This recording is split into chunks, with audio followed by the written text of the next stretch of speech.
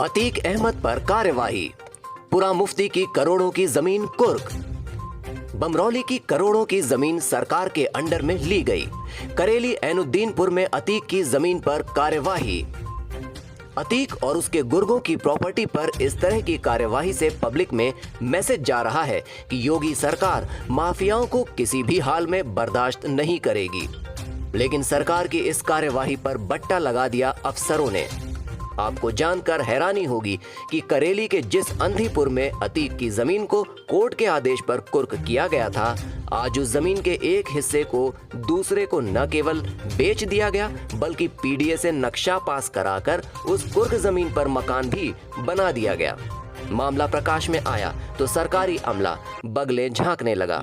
थाना करेली अंतर्गत ऐनुद्दीनपुर में 277 नंबर ये जो खसरे में ये कुर्क की कार्रवाई की गई थी 2021 में।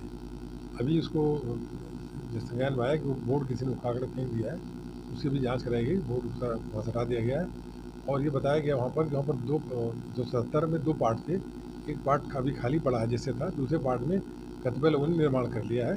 इसकी हम लोग विस्तृत जाँच करा रहे हैं कि निर्माण कार्य उसके कुर्की के पहले का है या बाद का। जिस इलाके में जमीन कुर्क होती है या फिर कोई विवाद सामने आता है तो इसकी पूरी जानकारी इलाके के लेखपाल को होती है।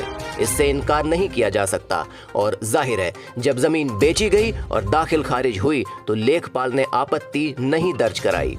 यही नहीं, जब कुर्क जमीन पर मकान बनाने के लिए पीडीए में नक्शा पास कराने के लिए अप्लाई किया गया तो स्थलीय निरीक्षण क्या पीडीए के इंस्पेक्टर ने नहीं किया? ये सब ऐसे सवाल हैं जिसका जवाब कोई नहीं देना चाहता।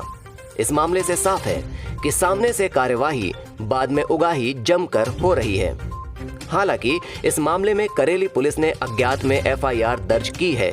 जांच के बाद खुलासा होगा कि अतीक के गुर्गों के इस कारनामे में किसका हाथ है। और इसमें इसकी विस्तृत जांच के बाद इसमें अभियोग पंजीकृत कराया जाएगा अगर उसके बाद निर्माण हुआ हो तो, और साथ में विकास प्राधिकरण के माध्यम से अगर नक्शा पास नहीं हुआ होगा या बिना या अगर कुर्की में बनाया गया हो तो इसमें इस पर भी एक अलग से अभियोग पंजीकृत कराने जा रहे हैं। और बाकी सब इनकी जो परिसंपत्तियाँ कुर्क में थी उसको लोग सत्यापित करा रहे हैं कि उसमें इस तरह कहीं कोई और वारदात तो नहीं की गई है, इस तरह कोई योगी सरकार के पिछले कार्यकाल से लेकर नए कार्यकाल तक अतीक अहमद एंड कंपनी की अरबों की संपत्ति कुर्क की गई, जिससे सरकार ने संदेश दिया कि मेरे राज में कोई भी माफिया नहीं पनप पाएगा। लेकिन इस नए घटनाक्रम से सारी कार्यवाही पर सवाल उठने लगे हैं। आईजी राकेश सिंह खुद मानते हैं कि कुर्क जमीन पर एक बार इंस्पेक्शन की जरूरत है।